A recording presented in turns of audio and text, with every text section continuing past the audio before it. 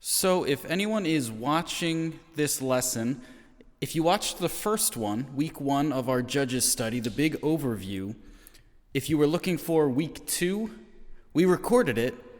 There was a big audio glitch. The audio just didn't come out, so the whole thing was ruined. So all I want to do, we're going to record lesson 3, and hopefully that comes out. I will do like a super brief recap of lesson 2, the one that if you're watching on YouTube, that's the one you missed. That's the one we couldn't upload. So instead of doing a whole hour lesson just talking to the camera, I just want to say that we covered Judges 1:1 through 2:5. So if you're following along with this study, if that's what you do, then I would encourage you to just pause the video, and just read Judges 1:1 to Judges 2:5. Those are the verses that we covered.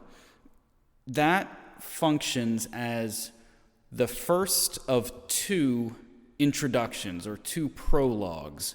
So what it does is it starts with the death of Joshua, the current leader, the past leader of the Israelites, and then it starts talking about especially the tribe of Judah and other Israelites conquering more of the promised land.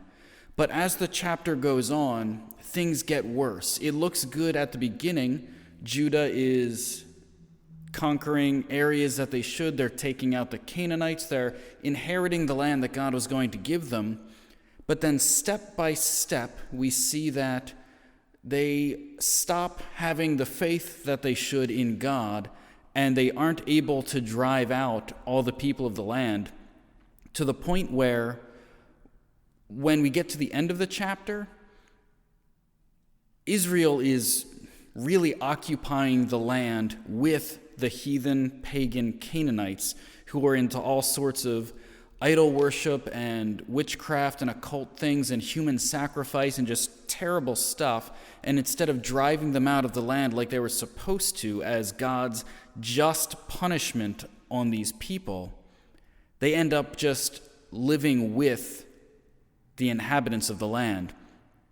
And at the end of that section, Judges 2:1 through 5, we get the angel of the Lord giving a prophetic condemnation of the people of Israel because they failed to do what they were supposed to do. They stopped having faith in God. They allowed evil to continue to be among them.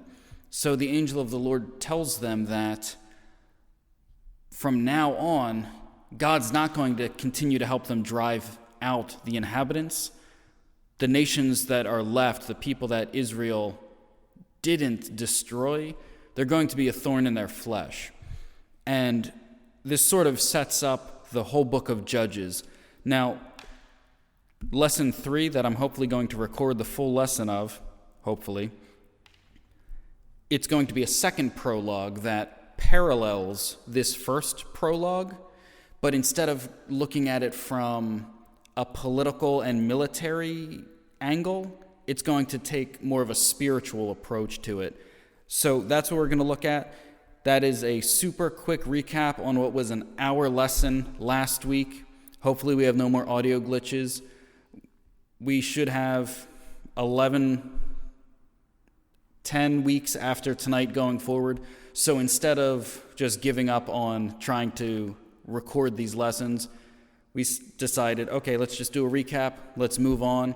If you have been following online, then hopefully we'll have another 10, 11 weeks of this, and hopefully that'll be interesting. Hopefully that'll be a blessing to you. So here it is. Here is week 3, the live lesson. Here we go. So why don't we just open up in a word of prayer, and we can get started. All right. Holy Father, I thank you for this day. I thank you for people's willingness and just the ability, the time that people have to fit a different kind of Bible study into their week. And I just thank you that we're able to gather and look at your word in a unique way. And I just pray that you'd be with us and show us the type of things that we can learn to learn more about you and glorify you and walk more faithfully day in and day out. Just pray you'd be with us during this study. In your name, Jesus, I pray. Amen. All right, so lesson 3, Judges 2:6 through 3:6. Again, if you didn't have time to read that this week, we are going to basically work through it. There should be quite a bit of interaction with this one, hopefully.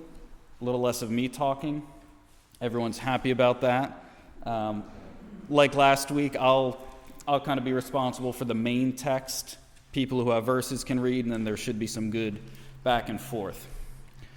And if anyone looked ahead in their book, maybe they saw the opening questions and were able to think of it. If not, no problem. But page 27 should be where it starts.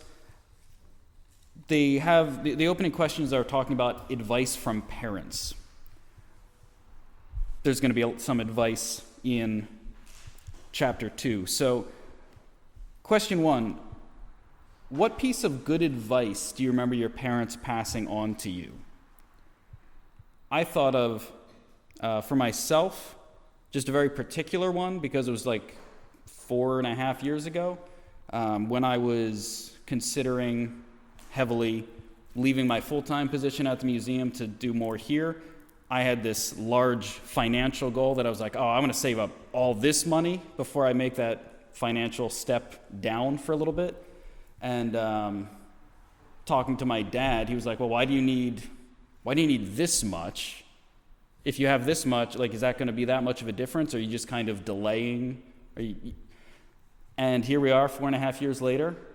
I took the shorter route, and it was perfectly fine. Sometimes other people can see that you're not taking a step, even if there's a rational reason to it. Maybe you're not taking the step when you should, and you're kind of delaying it. So that was some advice I was thinking about. Does anyone have like a specific piece of advice they remember from their parents? Pastor's laughing. He has something awesome. I got one. It's never mind.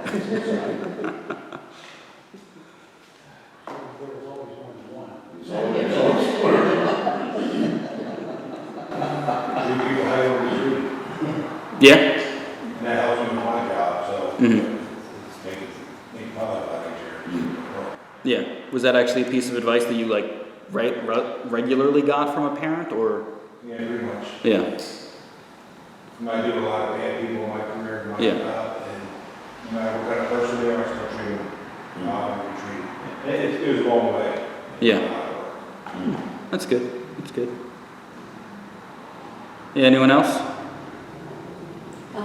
My father always spoke about, eating right and stuff like that, nutrition, and that stayed with me pretty much, trying to, what he said to do.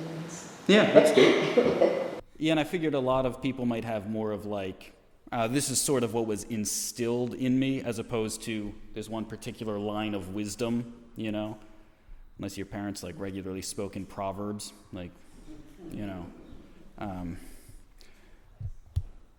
But yeah, so, okay, what kind of things do you think motivate parents to give their children advice? This could go a lot of different directions. Experience, yeah. Well, sometimes you want more for your kids than you have. Mm-hmm. Yeah. And there's no sense in them letting them make all the mistakes themselves, learn the hard way, right? They still usually do it. It's a vicious cycle, huh? And question 3, I would hope, says, how has your parents' good advice influenced your life? Yeah, maybe out of the realm of my dad said this or my mom said this. Anything particularly that your parents instilled that you can see going forward has had a big impact on your life?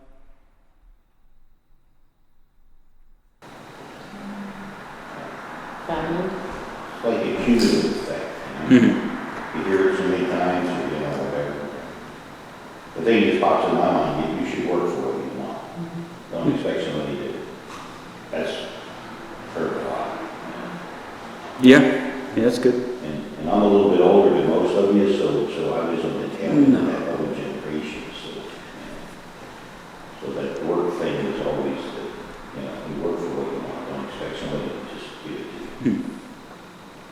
That is unpopular advice. That instilled in me to work it. Yeah. Yeah. What's up? Oh, well, I was gonna say first, not so popular today. Yeah. That Yeah. that thing, right, unfortunately. No, it was more that instilled part. What I didn't say earlier was that, I kind of briefly mentioned this to you, that, I mean, I was out of the house by 19, so it's not so much like, you're right, they don't speak in proverbs, they pretty much like raised it, and, you know, it wasn't that kind of a thing, it was just kind of like bringing you up. But if I had to say anything that I do that they did, and I even have a verse for it, although it can be a slightly controversial verse in theology. Sure. Hebrews 10:25, and it talks about, fellowship. And I just happen to know it's a slightly controversial verse because supposedly a lot of pastors and people use it to say, hey, this is why you should come to church, you know, because it says don't.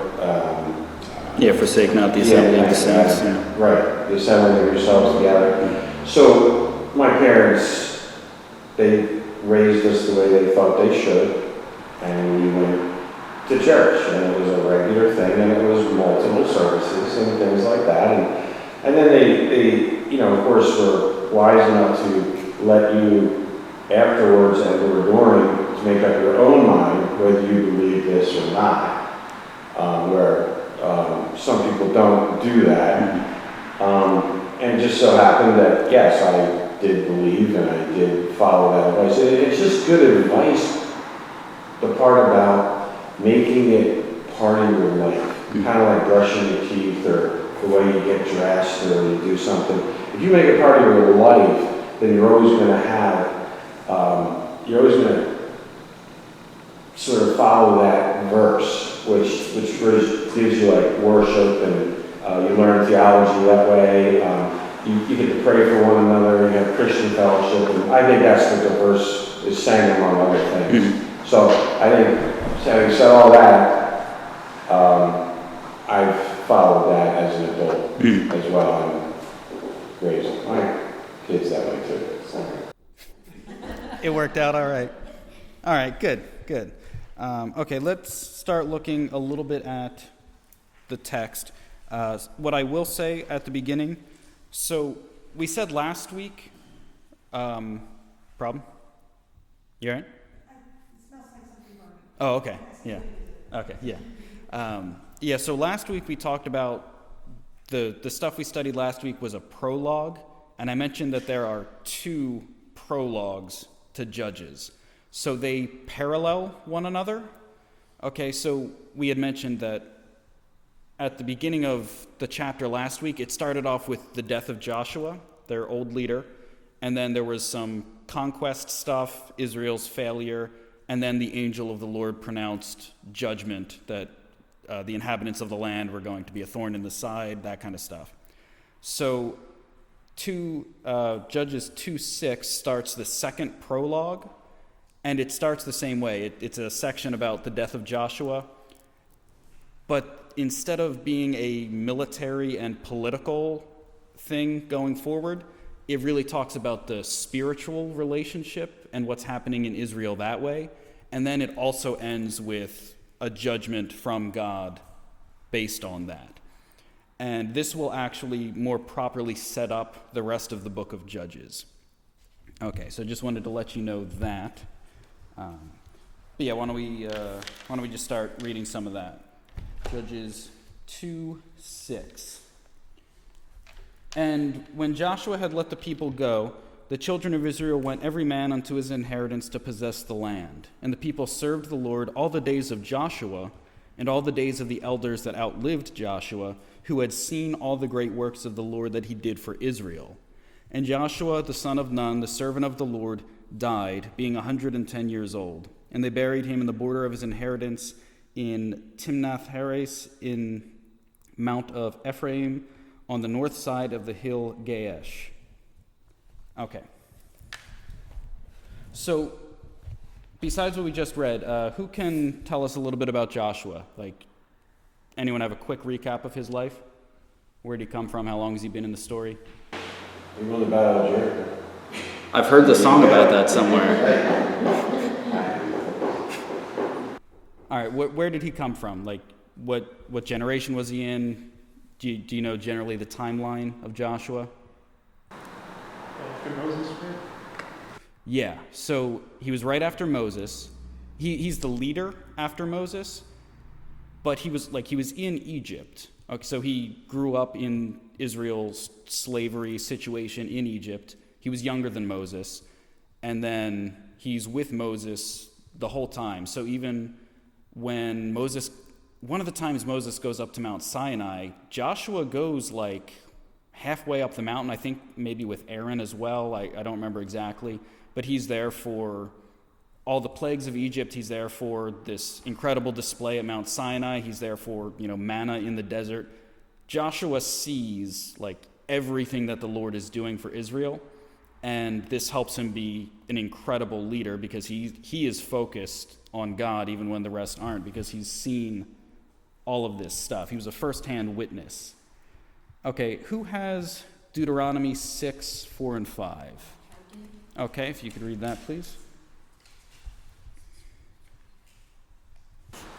Hear, O Israel, the Lord our God, the Lord is one. Love the Lord your God with all your heart and with all your soul and with all your strength. That's what it is. Yeah, okay, thank you. Question 4 in your book, and this is kind of an odd way that they're asking this, but they say, what was an essential part of reaching the next generation? It's an odd way to say it, but yeah, go ahead. I think the verses just basically say exactly what it is. Teach those things. Listen, that, hey, the Lord is, our God is the one Lord. And then also love Him with all your heart. Yeah, so, and because this chapter is all about the generational transition, it's funny, the book has you read those, and the teacher's guide says, parents were to love God with all their heart, soul, and strength. They really just put a fine point on it, I guess. I still don't love all the questions that the book presents. I have many more that are changed throughout this that we'll get to.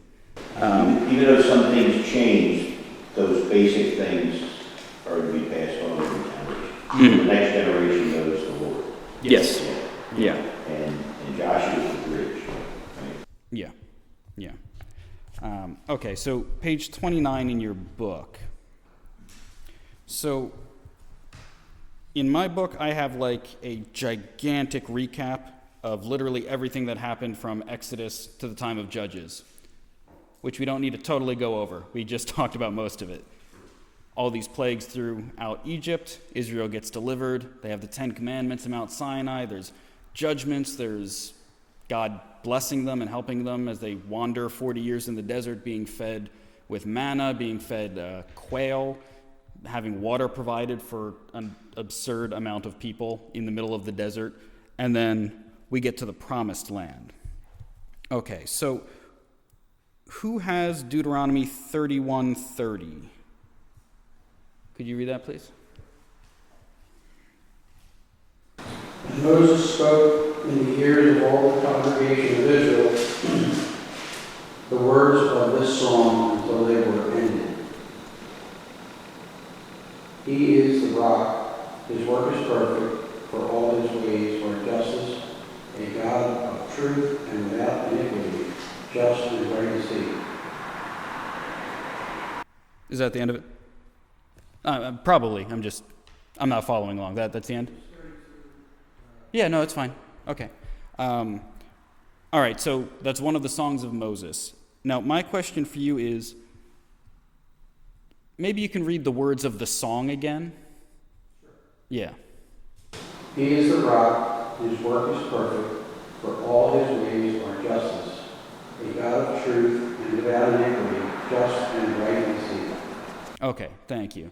Now, this is towards the end of Moses' life. Can you think of what makes that text really profound coming out of the mouth of Moses?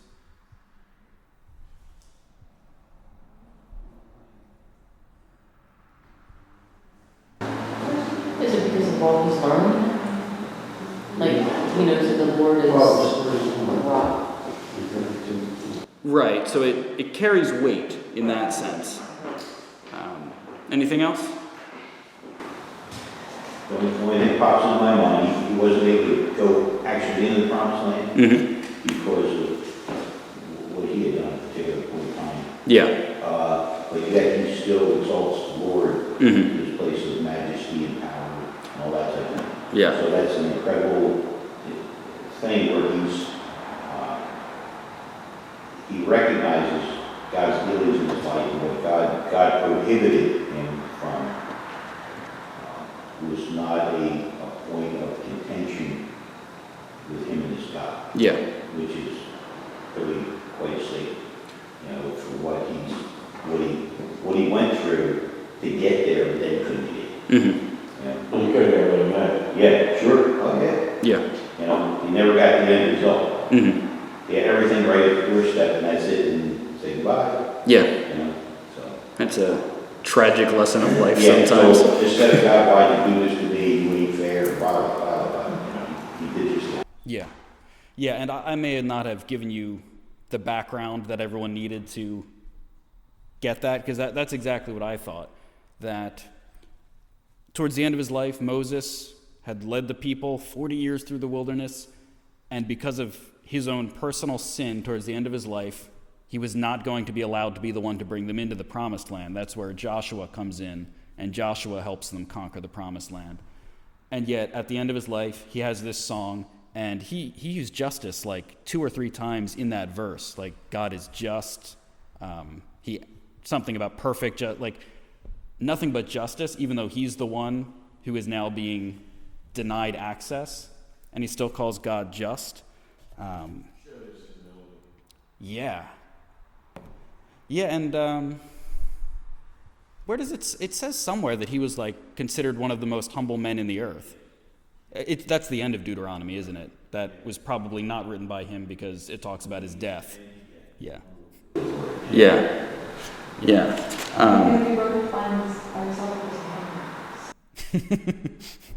Yeah. That's a tricky one, isn't it? Yeah.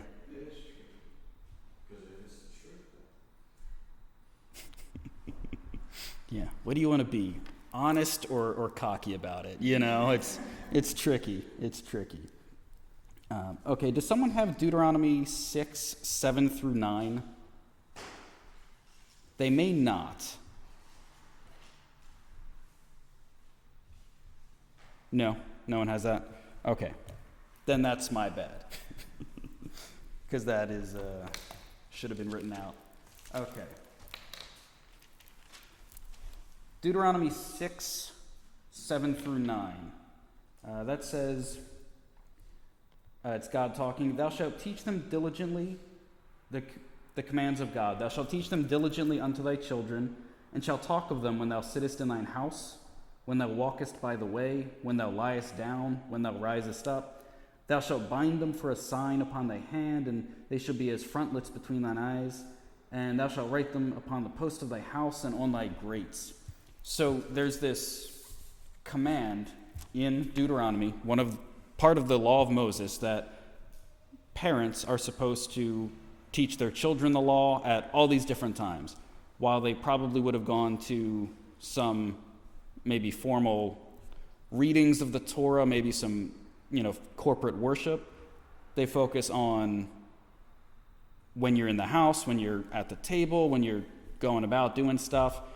They even talk about like writing, I don't know what, but different commands, maybe the Shema, Hear, O Israel, the Lord our God is one, writing stuff on doorposts. And okay, does someone have Deuteronomy 6:20? Okay, if you could read that. Is it probably 20 through 21? 20 through 21. Okay. Yeah. And when thy son asketh thee in times to come, saying, What mean the testimonies and the statutes and the judgments which the Lord our God hath commanded thee? Then thou shalt say unto thy son, We were Pharaoh's bondmen in Egypt, and the Lord brought us out of Egypt with a mighty hand. Okay, thank you. So, did you notice what was different about that verse than the one I read?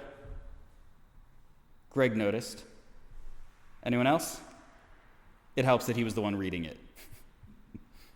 What did you notice?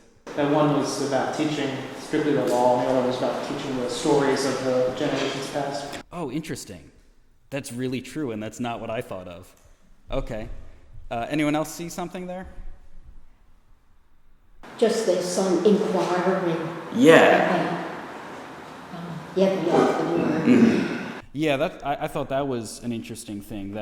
So the first, it's like, okay, parents, teach your children stuff because you're the responsible adult. You teach your children the ways they should go. But then in the one Greg read, it's when you're we're setting things up in such a way that the kid will hopefully inquire about it. Hey, what's this stuff we got written on the doorpost? Oh, well, that's because, and then there are all these points in the Bible where maybe they build an altar somewhere with this giant pile of stones, and they say, hey, we're going to put this here. So when your kid asks, hey, what's that there for? And that memorializes when God did this for us. And like Greg was saying about some of the stories of Egypt and all that, kids, that, okay, we're going to have this Passover meal every year. Hey, what's that about? What's up with killing this lamb? What is this about? So you have, in the law of God, two different things that are hopefully supposed to happen. The parents are supposed to go out of their way to teach their kids, and we're also going to set up things in such a way that will hopefully help the kids be interested themselves and ask questions. Okay, so back to Judges.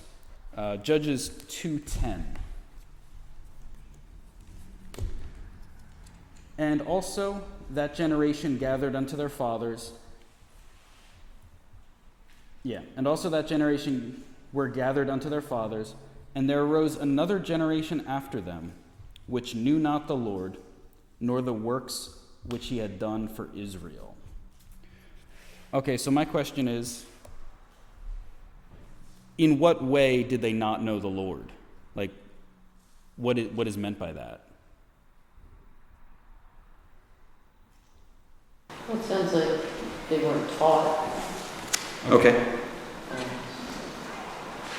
Maybe they don't know enough to inquire. Mm-hmm. Okay. Other thoughts? It was they didn't know by experience that this is the younger generation. They got the connection historically, but it wasn't by experience. Mm-hmm. And experience is a big thing. Yeah, completely. So we talked a lot at the beginning about how Joshua saw everything that Moses saw. He saw all these incredible works of the Lord. And then you have this new generation that comes up as they conquer the promised land who they hadn't seen everything that Joshua had seen, that the elders after him had seen. So why, building off of what you said a little bit, why would they not know, so they didn't experience it, they weren't around. Why would they not know about it, do you think? If they were taking other modern forms of worship to other gods and things that way, it's kind of they didn't really want to tell them where they came from because even if they're doing wrong, so they just kind of didn't think that this is what the new thing is going to do, this go this way instead of following the rules that the children probably never knew. But the parents should have been teaching. Because the parents were also involved with things they shouldn't be involved with. No, that's a good point. What's up? No, it's also too that they were in the promised land. the goal was achieved in a sense. So the generation before, they were always working towards the promised land. This is where we're going. This is where we're going. And then all of a sudden they're there. So maybe that changed the perspective. Yeah. Yeah. Yeah. Could be. Well, unless I caught it wrong, weren't you trying to say that the word new, K-N-E-W, meant that they didn't experience it? Yeah. That's what you're trying to say? They didn't really, I mean. So he's looking at new as that? Yeah. Yeah, okay. Well, it just sounds a little different. Well, yeah, because no, they obviously didn't know, like, they weren't there for the other stuff. But then the follow-up, yeah, like, still, okay, they didn't see it. Why didn't they know about it, though? Yeah, no, and there are a lot of good points there. Yeah, so they didn't have firsthand experience. And in the same way, like, it's their, everyone's accountable for their actions, but in the same way, the parents were partly to blame. If your children don't know the Lord, the parents have to fall in there somewhere. Of course, we all know kids do what they're going to do. They can always not do what you've taught them, what you've raised them with. However, that's of course not an excuse for like, oh, I'm not going to take my kid to church. What if he doesn't stick with it later? You know, that's not really an excuse. Like, oh, I'm not going to make my kid go to school. He probably won't do his homework anyway. Like, no, that's not how that gets to work, you know. Okay, so page 31 in your book, question 8. So they say, what are some reasons why a generation of believers may not teach their children to love the Lord? And Ron hinted a little bit at that. But any other thoughts? And you can even bring this contemporary. It doesn't just have to be ancient. So like, why would a group of the Israelites, why would a group of Christians today not teach their children any of this? Busyness, you know, where they're just involved in, you know, worldly affairs or, you know, day-to-day living. Yeah. And taking God for granted. Mm. Yeah, that's true. That's true. Any other thoughts? Just a lot of like not wanting to push their kids and like let them find their own way in life, but them giving them guidance by doing it. Mm-hmm. Yeah, that's an interesting little paradox there, you know? Yeah, let them make up their own mind, but then what do kids know? Like, yeah, over time. But over time, as they get older, you give them more responsibility. mm-hmm. And you give more explanation in some type of detail. Mm-hmm. But not when they're young.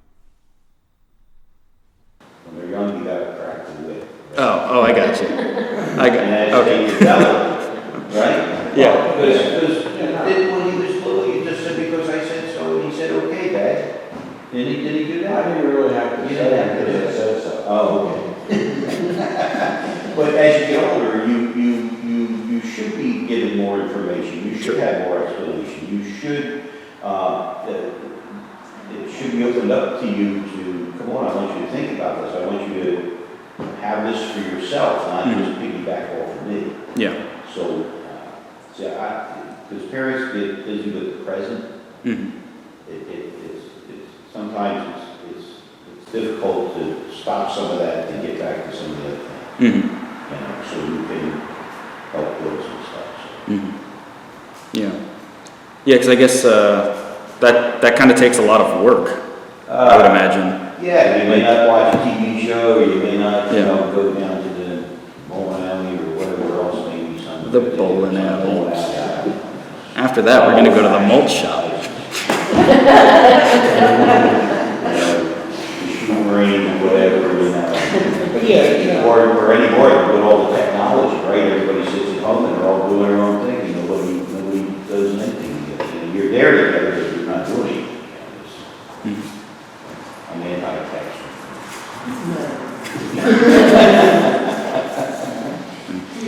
I do get a new food. It's like today, kids today don't hear. Like, you know, a lot of times we say, when we were kids. When we were kids, I was growing up,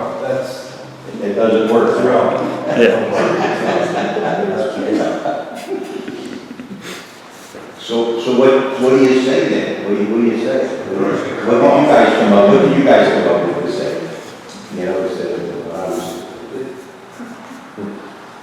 That's tough. yeah, that's tough. It's helping out.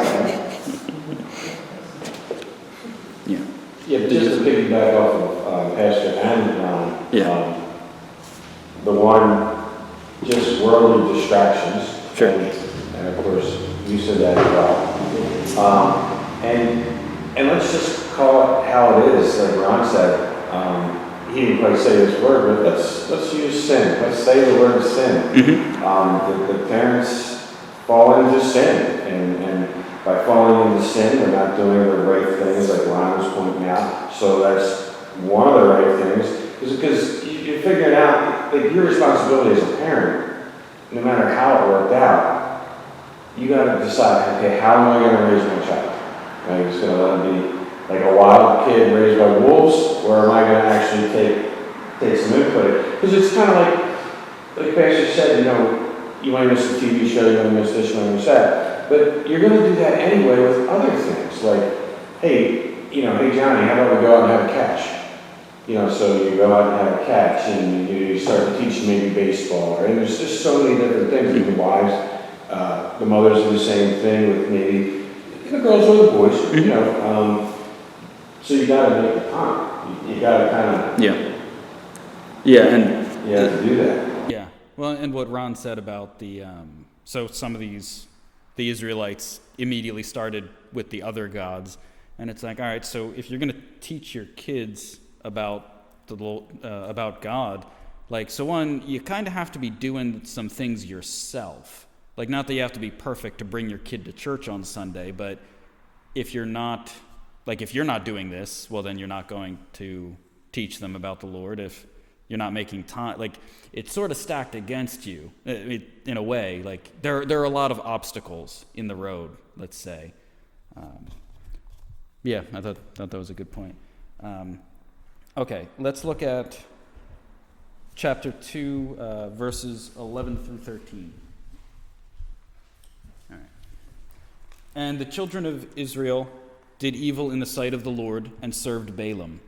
And they forsook the Lord God of their fathers, which brought them out of the land of Egypt, and followed other gods, of the gods of the people that were round about them, and bowed themselves unto them, and provoked the Lord to anger.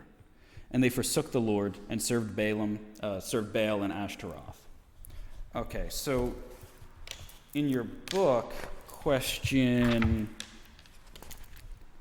9 has you like recording the 8 phrases used to describe Israel's rebellion, but this is not English class, so we're not going to do that. Okay, so Baal and Ashtaroth. Do we know who they are? Can someone explain who they are? Maybe? False gods. Okay. Yeah, false gods. Just to keep it simple. Yeah. And they're primary ones that you see through all those ancient peoples. Yeah. Or there's a likeness to these particular ones in every ancient civilization. And the God has limitations. The God demands in its worship and care that immorality and sinful things are done on behalf of the God and to beseech the God. And which goes against the direct character, righteous character, and holy character of the God. Yeah. Okay. Did you have something? Or that summed it up. Yeah, so Baal shows up a lot throughout the Bible in particular. So he was a deity of the Canaanites, and he is considered a storm god. So the clouds, the rain, as an agricultural society, that's a big deal. And because of how rain and crops work metaphorically, he's like the storm god and a fertility god. And Ashtaroth is his consort. That's his female other, spouse, for lack of a better term. Okay, so, and try to put yourself as much as possible back in ancient Israelite mindset. why do you start worshiping other gods? Like, to us, that makes little to no sense. Why do you do that? Well, adults can have peer pressure too, Okay. right? Uh-huh. Some people are just curious. Okay. Not that they don't intend to worship another god, but they may just like to learn about it. Mm-hmm. Well, what would be appealing about that? It's a direct, the pagan gods are all direct about specific things that you would need. Mm-hmm. So you're going to appeal to them and appease them to have this particular area of your life taken care of. Mm-hmm. The God of heaven is approachable and you can appeal to him, but it's not quite the same thing. And each of those other gods, they all have limitations. There's no great God of the pagans. It's just they have limitations. So I've got this particular issue. I'm going to go to this God to help me out with that particular thing. And I'll do a little worship, sacrifice, whatever, and see what comes up. Mm-hmm. So it might seem a little more direct and right to the point of what your need was or what you were anticipating and what you were hoping for. Yeah. Okay. And I'm not trying to be funny, but like, people like shiny things. You know, it's true. You know, women love diamonds but you know, oh, isn't that shiny? That's nice. But these altars, I mean, these altars were shiny. These altars were gold. And you could get, like, people made replica things and they could have them in their pocket or have them on their windowsill or whatever that they had. Yeah. So I'm just saying, like, it's kind of like a lot of sin. It's fun. Mm. It can be fun. Mm. And like, oh, we're having a party Friday night for Baal. Yeah, that's true too. You could visualize the pagan gods. They were in form, and God prohibited that. So I guess we all need visual aids sometimes. And Yeah. that probably appealed to them, I guess. Collect and trade. First collectible They're not dolls.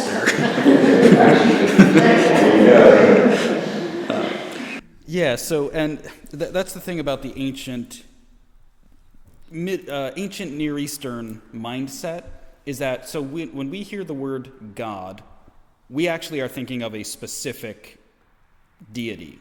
So, like, we all know God is technically a generic word. It's for a certain class of spiritual being. We could put it that way.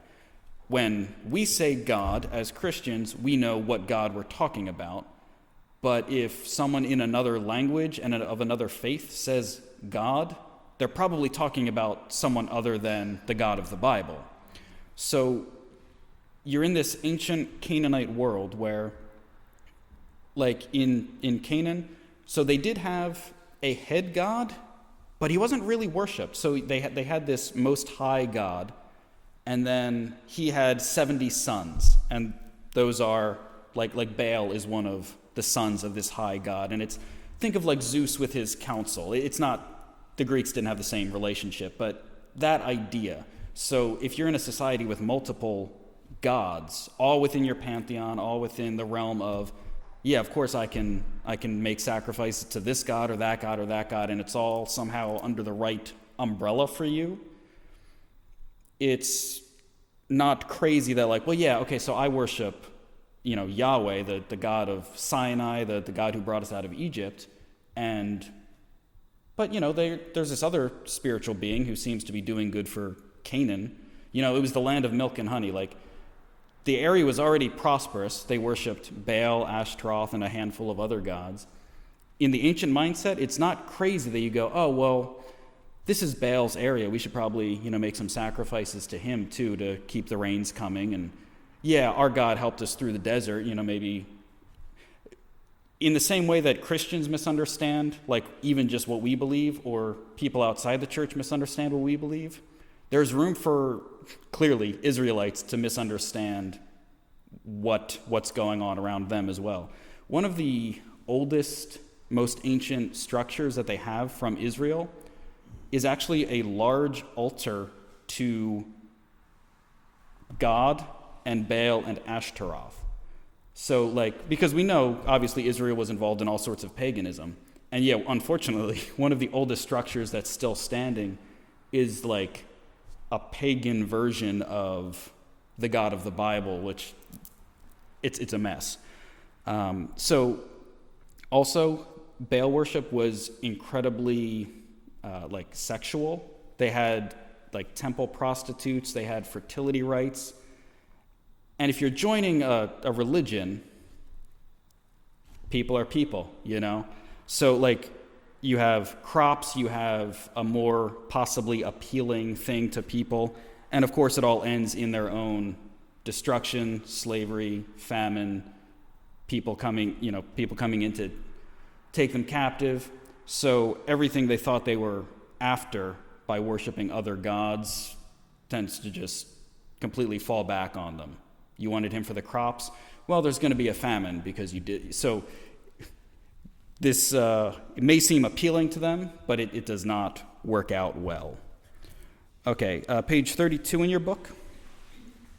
Who has Deuteronomy 6, 10 through 15?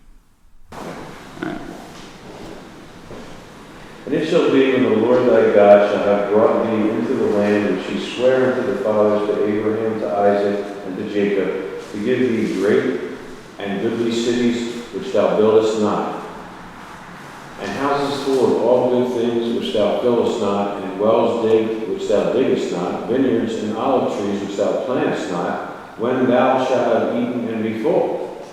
Then beware lest thou forget the Lord, which brought thee forth out of the land of Egypt, from the house of bondage. Thou shalt fear the Lord thy God, and serve him, and shalt swear by his name. Ye shall not go after other gods of the gods of the people which are around about you. For the Lord thy God is a jealous God among you, lest the anger of the Lord be kindled against thee, and destroy thee from off the face of the earth. Okay. Yeah, rough ending, huh? Okay, so he makes the point at the beginning that as he's giving them the promised land, he's giving them, everything in there. He's giving them houses that they haven't built, wells they haven't dug, crops they haven't planted. So that's one thing. What do you think about the last verse when he says that he's a jealous God? What do you think about that term? Do you have a problem with that term? What does that evoke? Ownership. For the Israelites, they belong to God. He chose them. Mm-hmm. They were his people, and in essence, they were his witness. Okay. With the other guys, they didn't care if you worshipped other gods as long as you didn't neglect the God of the land. Mm-hmm. You could worship your own God. So when the God of the Israelites is saying it's only me, it's very different. Mm-hmm. And maybe to get the point across, that last verse is there. Say, listen, we're not doing this like everybody else does to multiple gods, because you can have your own God, but you need to not neglect the God of the land, or whoever the national God is, the Canaanites, whatever it is. And so you can get away with multiple gods, worshiping them and caring for them. God said, when I do this, it's just me. Because God's teaching, he covers all the bases. Mm-hmm. And he's not letting them off the hook of like, let's put everybody under one umbrella. Okay. And in the end of it is, he meant business. Like if you do this one more time, the boom is lower. It's like, it sounds brutal, but I don't know, people are suffering. Maybe they need it. Okay, so that's the rational, level-headed, proper preacher's answer. What else? Okay, so the word, I am a jealous God. Just tell me, what does this sound like to you? What does that evoke? Well, I guess it almost sounds like he's got emotions, kind of like a human. Mm. That may stop us for a second thinking, like, what? Come on. Yeah. But then you have to remember that, and I don't want to say it's a harsh reality, it's not. It's a reality. God said it because He's God. I mean, we're put here for Him, to do His will. So it's just one of those things that you kind of have to suck up. But we might not like the sound of it right away. Did you have something, Greg? No, okay.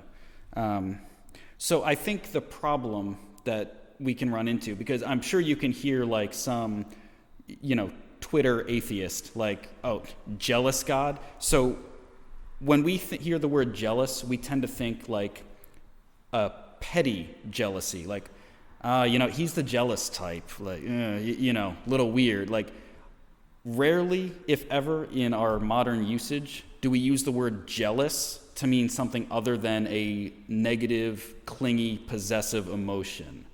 So I kind of thought the difference. So you can have the word jealous. I think how we think of it, we think of something closer to envy or like coveting, which is in the Ten Commandments. It's funny, in the Ten Commandments you have God saying, don't worship other gods, I'm a jealous God. And then you also have like, don't covet your neighbor's X, Y, and Z. So there's a distinct difference there between what is the human, negative, grasping, striving for something that's not yours, and God. So in the Hebrew, with jealous, the word we have there, it's more akin to a spouse being unfaithful, and it's like, well, hey, we have this relationship, this agreement, and you're violating it, and I don't want you to be doing that, as opposed to, do you see she was talking to that guy? What do you think that's about? I don't know. You should break that up. Like, it's not a petty jealousy. It's not a middle school emotion that is happening here. It's we have God and Israel have this divine covenant, and it's even framed sort of like a marriage covenant between them, and that metaphor gets used all throughout the Old Testament of Israel being like the bride in a sense, and worshiping other gods. It's usually linked to like adultery is the common metaphor that gets used throughout the Old Testament. So jealousy it can sound weird to us, but it's got some deep roots. It's not a petty thing.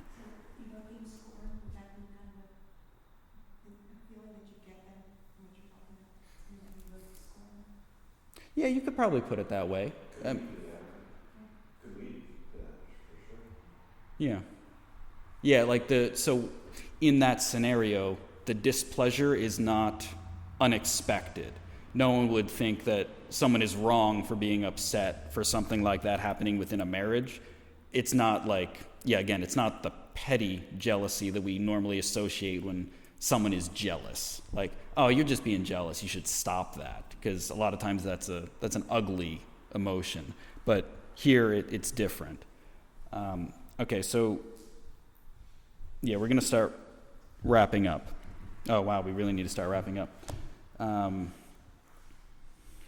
Okay, Judges 2:16. Nevertheless, the Lord raised up judges, which delivered them out of the hand of those that spoiled them. And yet they would not hearken unto the judges, but they went a-whoring after other gods, and bowed themselves unto them. They turned quickly out of the way which their fathers walked in, obeying the commandments of the Lord, but they did not so. And when the Lord raised them up judges, then the Lord was with the judge, and delivered them out of the hand of their enemies all the days of the judge. For it repented the Lord because of their groanings, by reason of them that oppressed them and vexed them. And it came to pass when the judge was dead that they returned, and corrupted themselves more than their fathers, in following the gods to serve them and to bow down unto them. They ceased not from their own doings, nor from their stubborn way.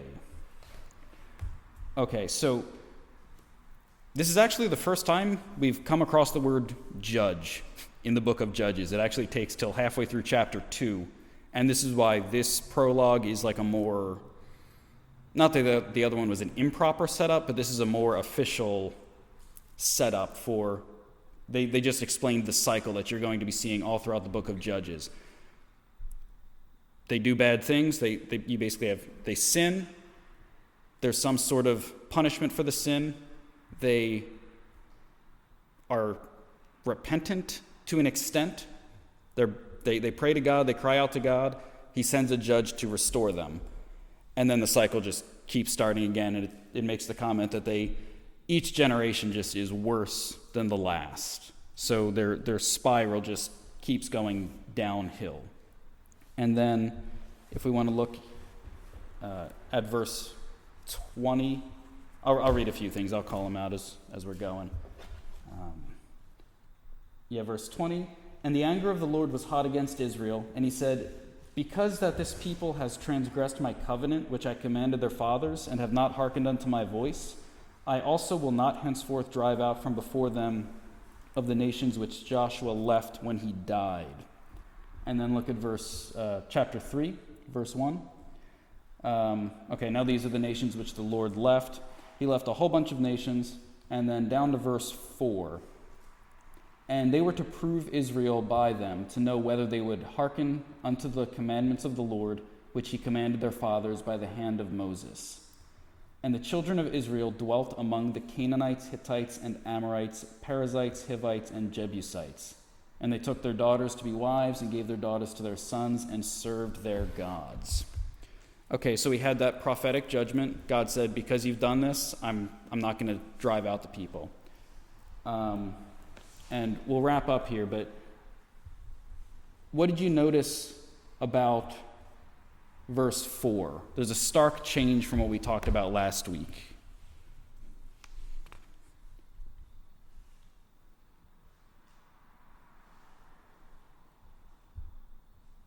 Okay, maybe the week was too long. So we talked about last week how by the end of the chapter, it wasn't just the Benjamites living with the Jebusites in Jerusalem. And the Canaanites were basically among them. And if you notice in verse 4,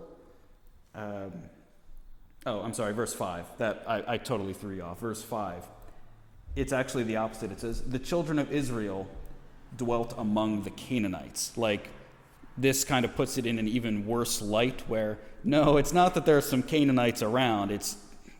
They really didn't do their job. They're basically living among the Canaanites. And they're intermarrying.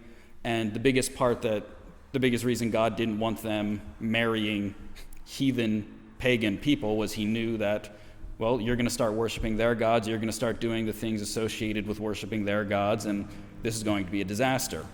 And it was. Okay, so making it personal. Again, just like last week, they made it super personal. So we're not going to talk about this publicly. But I did have a thought on question 13. So it says, what are some indications that a person wants to glorify God with his life? And we can talk about that, but I also want to ask the reverse of that in light of the Israelites. What are indications that a person is glorifying other gods in his life or other things instead of God? So I'm good with discussing either. I think they're interesting thoughts that just stuff that we might not quantify that often. Can you repeat the last one you want to answer?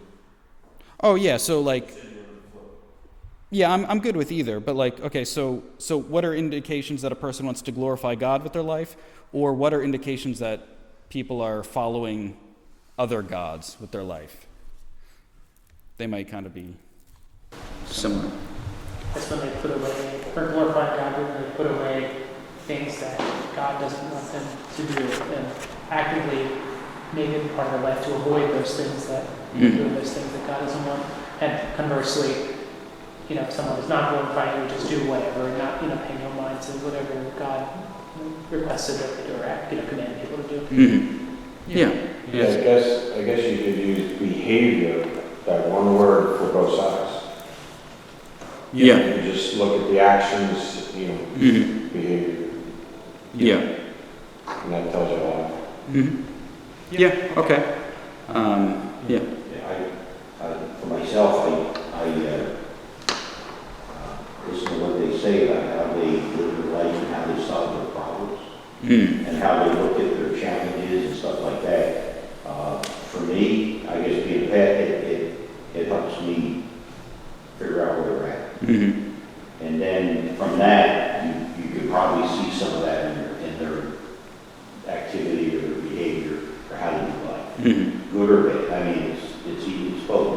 Yeah. So that tells me a lot when they start expressing themselves. You find out where they're coming from. Mm-hmm. So, because my prayer is, for you guys always, always for you guys, remember, think biblically, sort things out from a Christian point of view in your lives. Mm-hmm. Me too. So that tells me. Yeah. Yeah, that's good. I think one of the hardest things even for a Christian to do is when you have a moment that's not what you expect. It could be any kind of problem or, in that immediate moment, I think it's very rare that any of us perhaps first thing we think of is prayer. Mm-hmm. They need, because they're just caught up in that moment for, and that's, well, okay, what do I do? As opposed to, so you crash the car and you say, dear Lord, it's, maybe people do that. I don't know. I don't know that I do. But when you're caught up in that initial moment, I doubt many Christians go right to where they should go. Mm-hmm. Yeah, that's fair. They think, how can I fix this? Who can I call and fix it? Should I call Ron? Things like that. Probably. That's one mower. That's usually a good answer. Yeah. Perfect. What do you think? Well, yeah, so it was interesting because I was going to jump on board with what you said initially and say that, yeah, actions seem to be a better indicator of what people believe than what they say. But then I also very much agreed with what Pastor ended up saying, more about how they, not so much what they say, because we can say all the right things, but when they start expressing how they react to a situation, how they think through motives, where different things are coming from.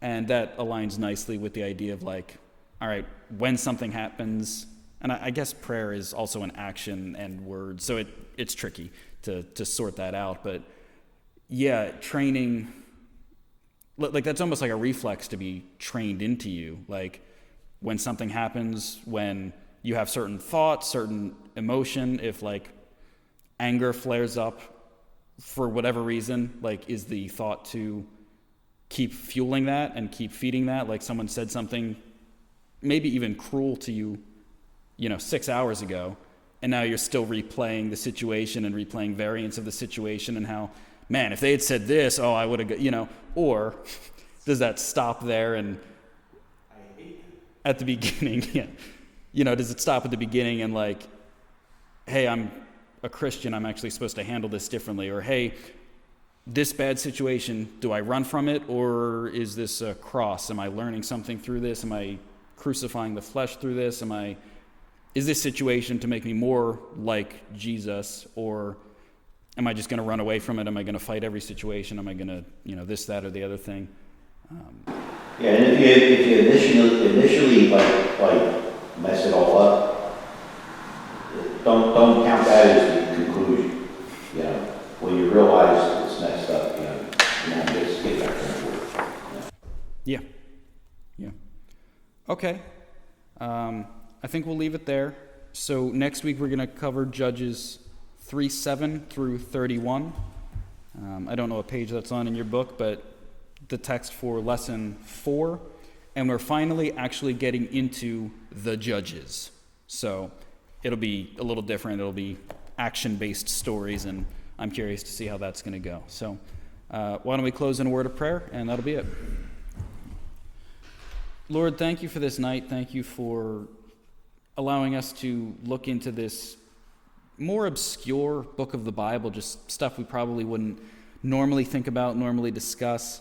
And I just thank you that even in an ancient text, people doing things thousands of years ago, that you still speak and your Spirit still works and moves, and we can learn more about you and how you deal with us and your people, and how we should act and think and be in light of that. So I just thank you for your word that you've given us, and pray that it would help us to walk out a more Christian life, maybe be more intentional, maybe more thoughtful about what we're doing with our lives, who we're glorifying. And I just pray that you would keep this on our mind throughout the week and bring us back safely next week. In In your name, Jesus, I pray. Amen. All right, thank you very much.